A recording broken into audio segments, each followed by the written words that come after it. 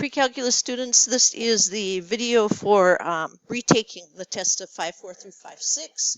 Reminder, you had to have all the homework done and submitted before we took the test to be eligible for the retake. Step one is to watch this video, take notes on everything, including all the work shown through all of the problems on the distance learner test, which is what I go through for this video for the retake procedures. And like it says, put some time into it. You know, if you have to pause the video so you can write something down, then pause the video.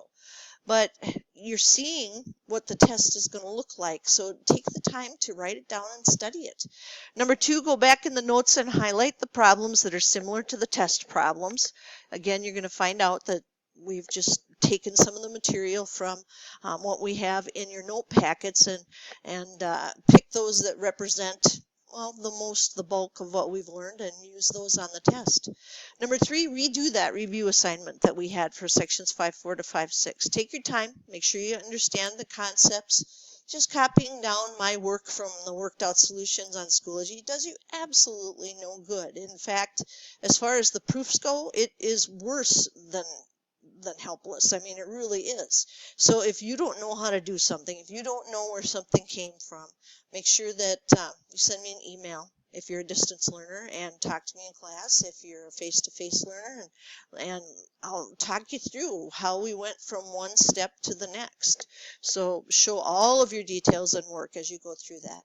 Step 4, distance learners, you can make a little video and you can send that to me by May 5th at 2:45 p.m.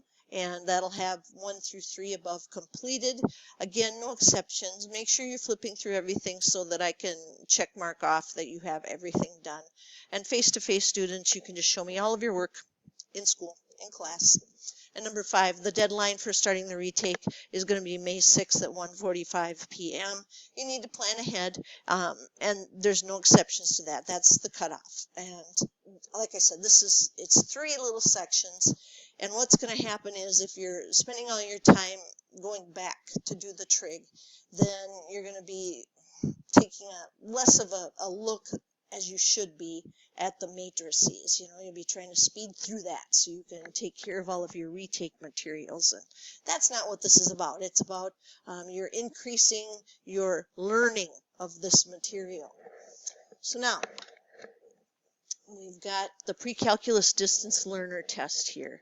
And like I did on the video for the last test, if you were watching those, is I have the questions here. So I'm going to scroll through these on the video. That way you can look back if you need to by pausing and going through the rewind procedure here to go back and see what the original question was. I do have it written down with each of the solutions as we go through it, but there's question 1. There's question 2.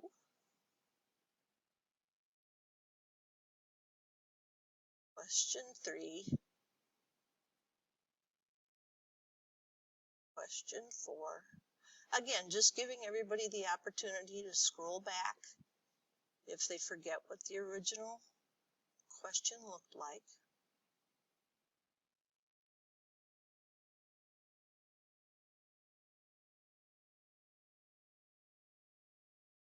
I should stop a little longer on that so you can find it when you do your rewind.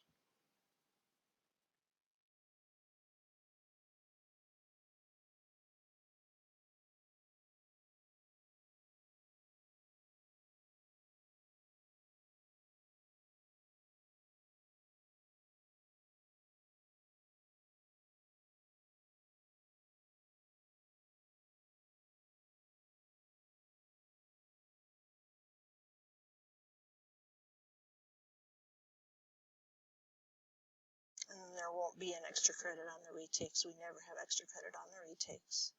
So with a lot of these, you're given the formulas. And like I said, I tried to write down the problem as I have my worked out solutions here. All right, so the scroll bar is being a little touchy. Number 1, find all the solutions to the equation in the interval from 0 to 2 pi. So one rotation. And we have cosine x equals sine of 2x. Now that's not factorable. You know, if we move it all over to one side and set it equal to 0, it's not factorable.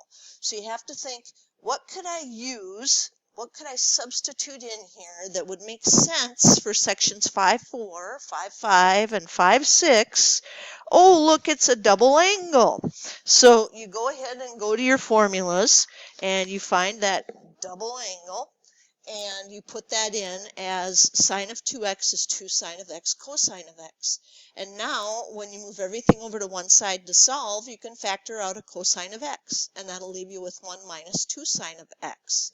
So then you need to find when the cosine of x equals 0, which is going to be at pi over 2 and 3 pi over 2. And then you need to find when 1 minus 2 sine of x equals 0. So you'd have to subtract 1 from both sides and then divide by negative 2. And that gives you sine of x equals 1/2. And you figure out when the sine of x equals 1/2. And that's going to be pi over 6 and 5 pi over 6. And you can see in my sketch there, it's all about which quadrants have positive and negative, and then figuring out which angle it is that you're talking about. So sometimes it's the quadrantals, as in our pi over 2 and 3 pi over 2 answer, and sometimes it's a little 30-degree angle like pi over 6, but you have to find it where we have a positive 1/2 for both of those, and that would be in first and second quadrant. So you use your reference angle to get that. 2 is very similar, except this one is pretty much all ready to go. With number 2, that should be a little 5 right there. But the answers are right as we go through that. So we would subtract the square root of 3, divide by 2. And then we have to remember sine has to be negative. So that'll be in third and fourth quadrant. And we have to get negative square root of 3 as our opposite side.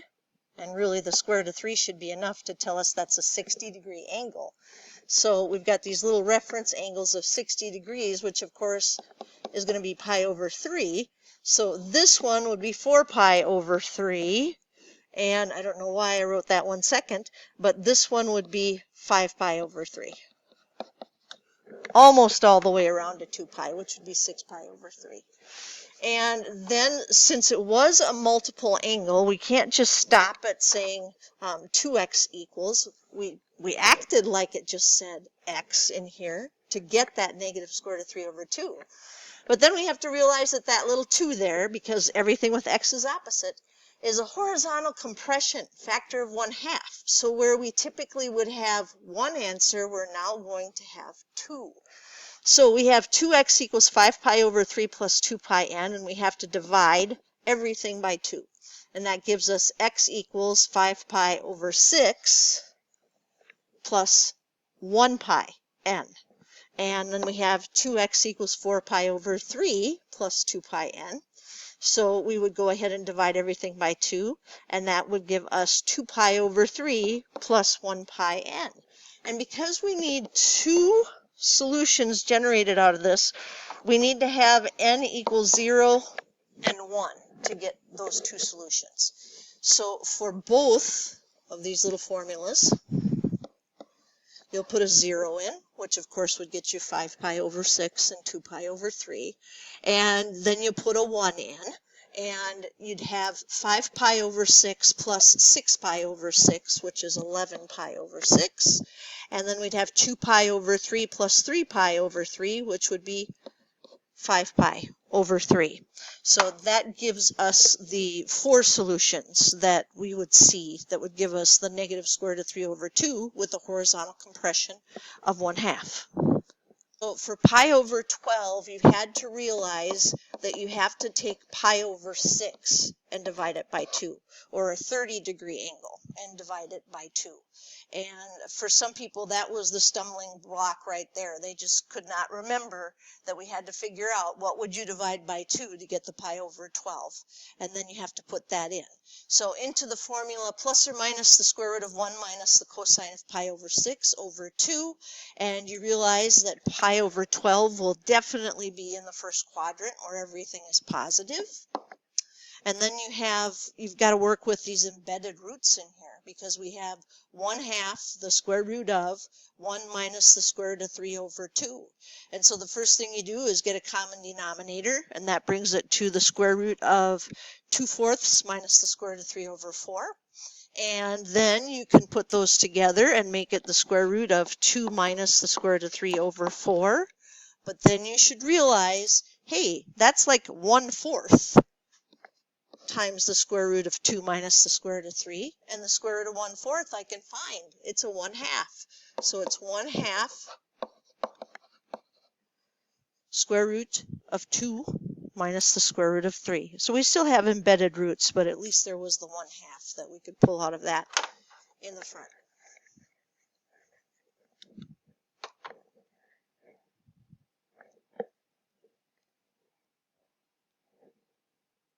All right, next up, number 4. Find all the solutions in the interval from 0 to 2 pi. And again, you need to start thinking factoring. That's how I'm supposed to solve. I need to be able to factor. And you see that you have a half angle there, that's sine squared x over 2.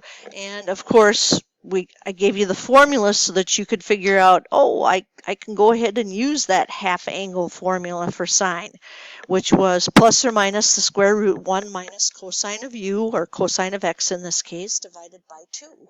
So when you square it, the square root business is gone, which is really nice. And we have 1 minus cosine of x over 2 equals 1 minus cosine squared x. So now multiply both sides by 2 to get rid of all the fractions, and move everything over to one side. And we have 2 cosine squared x minus cosine x minus 1 that needs to be factored. And it factors into 2 cosine of x plus 1 and cosine of x minus 1. And there were a few people who had accidentally reversed the plus 1 and the minus 1 in there. So then we work it down to the cosine of x has to equal 1/2, which is 2 pi over 3, and 4 pi over 3. Because that's where it would be positive. Again, just using the x and y axis and the positivity and negativity of those values.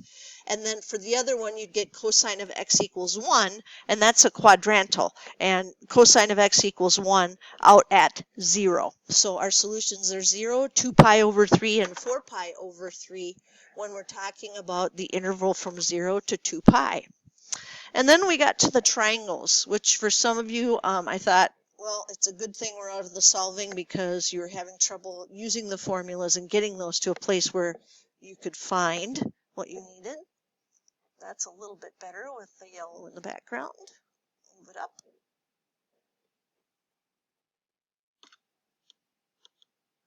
All right.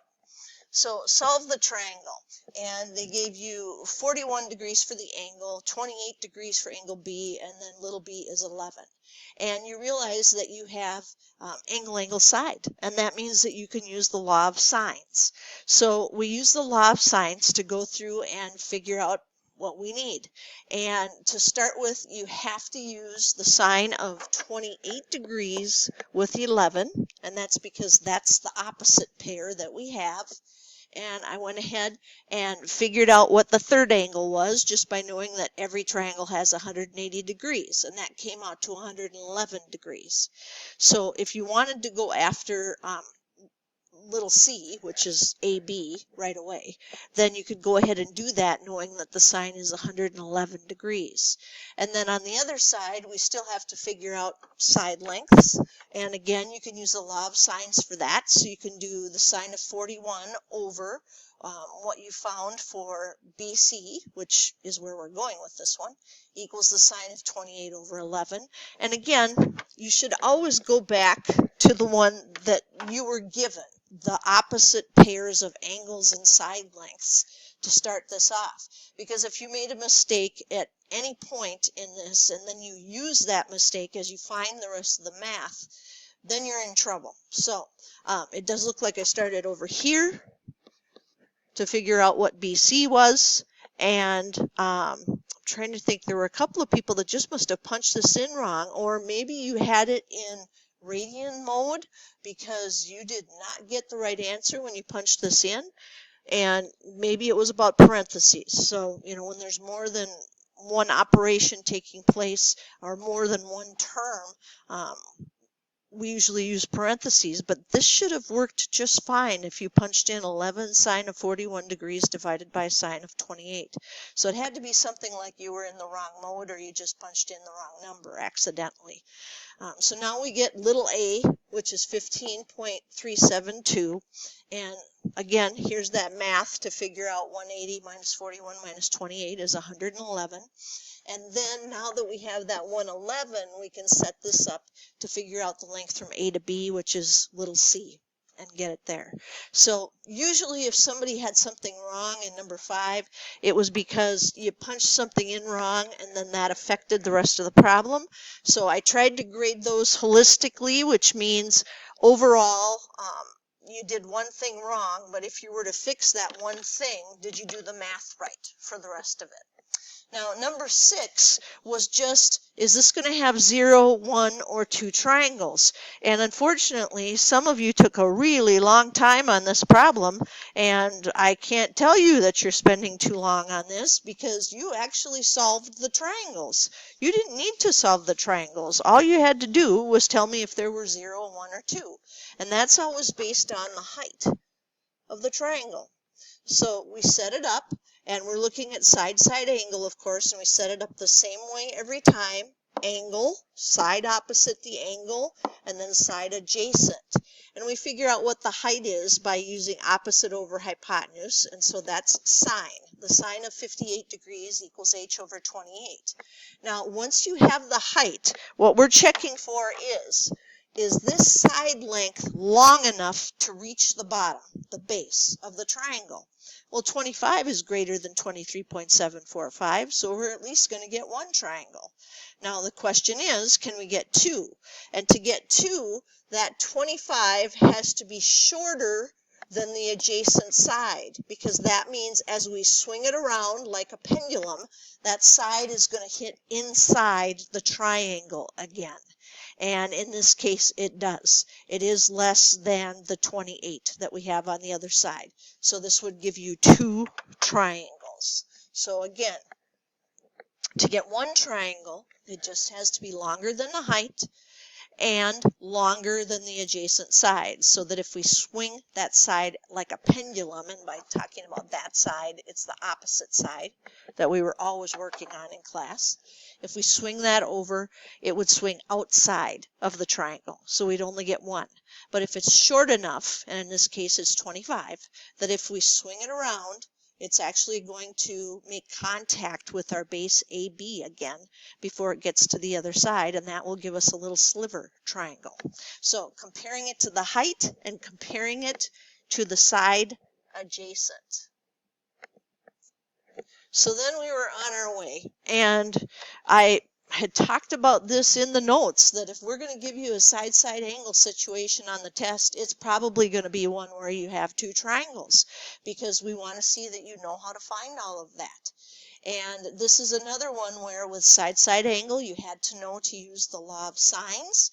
And yeah, typically somebody was missing a little piece or had punched something in wrong. There were some people that rounded incorrectly on these. So it was those type of little mistakes. And then again, there were some people that only found one triangle, and I talked about this as I was teaching this material as well. I can't give you 3 of the points out of 6 on this because you didn't show me anything for the second triangle. So again, really important that you're going back and maybe watching the video from that section to remember, okay, how do I get 2 triangles out of this, which is what we were just doing on the last problem, and then go from there.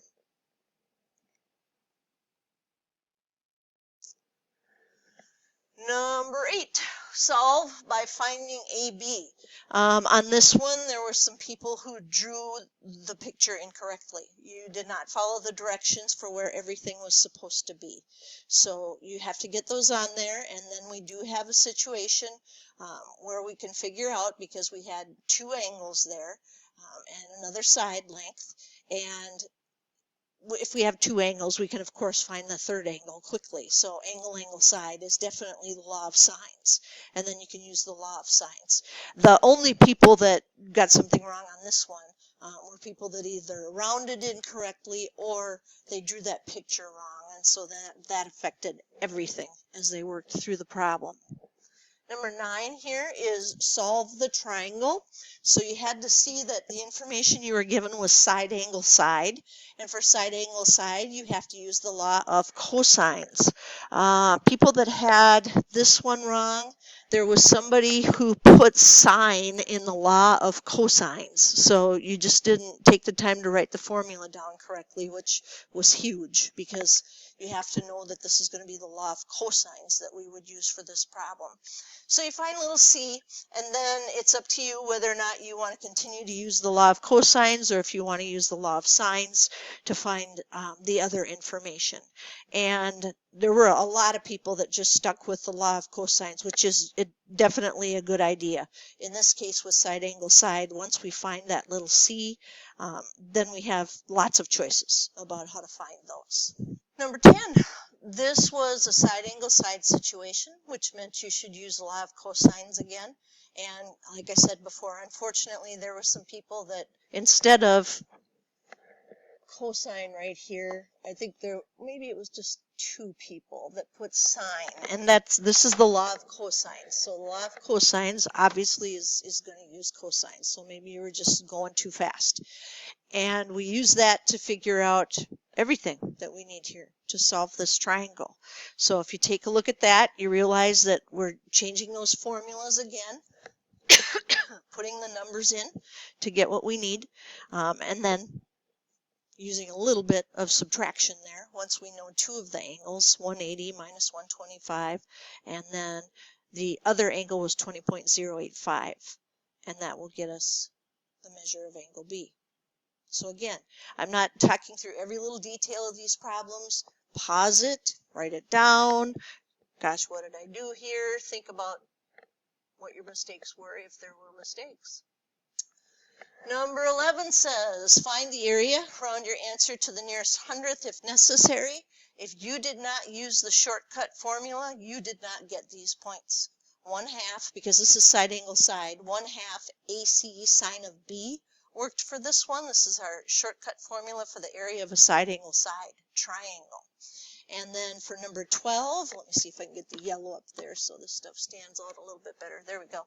Number 12, was it a triangle? Well, if any 2 sides add up to greater than the third side, it's a triangle. So yes, it did work in this case.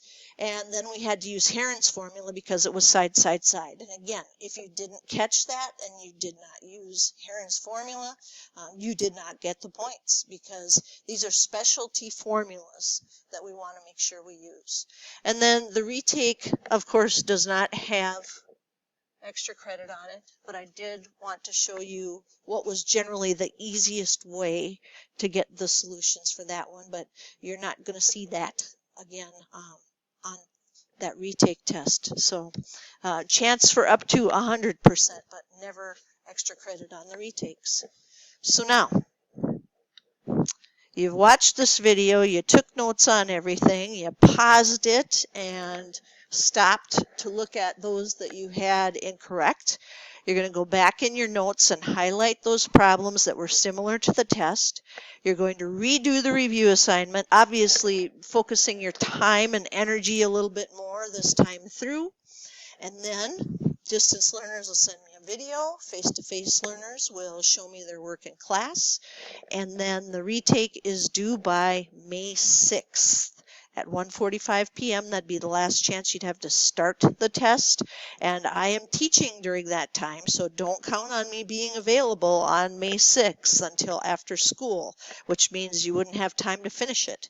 So if you need to have me Google Meet you to take this test, then you should plan ahead and have it done by the day before so that you can have me do a Google Meet for you and watch you take the test on May 5th. All right, that'll do everything you need for the retakes, and look forward to hearing from you.